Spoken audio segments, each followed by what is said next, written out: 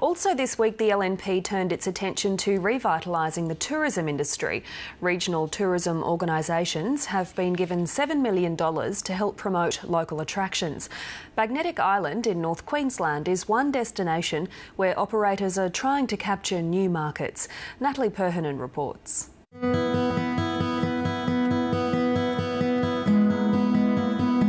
About 8 kilometres off the coast near Townsville lies Magnetic Island.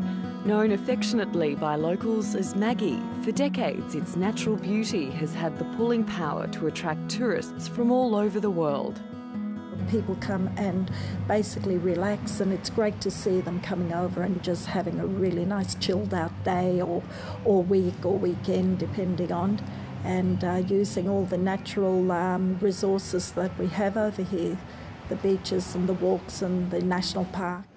But in the past few years, there's been a drop in the number of visitors. It's very slow. I don't think it's been this bad. I've never had it this bad before. But, I mean, all we can do is just chin up and keep plodding along, and hopefully it will improve. This year has really hit us probably the hardest. I mean, we're now in school holidays, which is supposed to be, if you look at the biggest peak time in the island, July and August, and those winter months are it.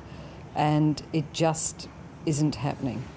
The island economy is driven by the tourist dollar, and global financial problems are being felt on Magnetic Island's front line. Rob Webster has been running one of the island's main dive businesses for about a decade and says there's no easy solution.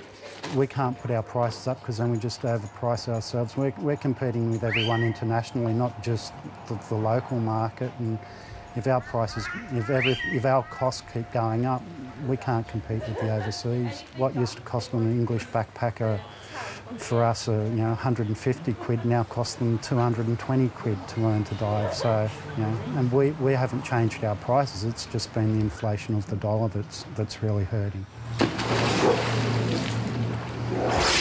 He says because of the drop in backpacker visitors, they've had to look at domestic customers, but it's still a struggle.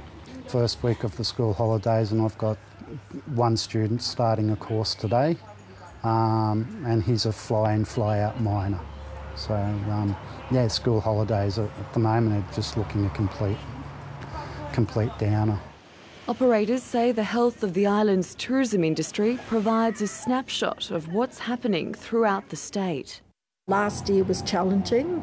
This year definitely will be challenging, but all we can do really is try our best.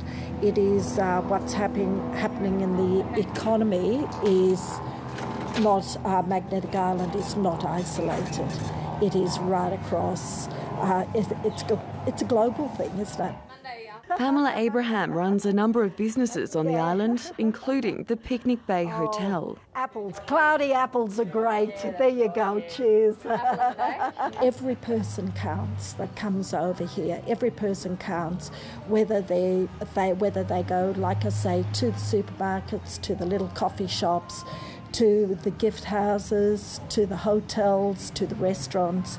We all need everyone. She's optimistic about the industry, even building a new function area to draw more customers.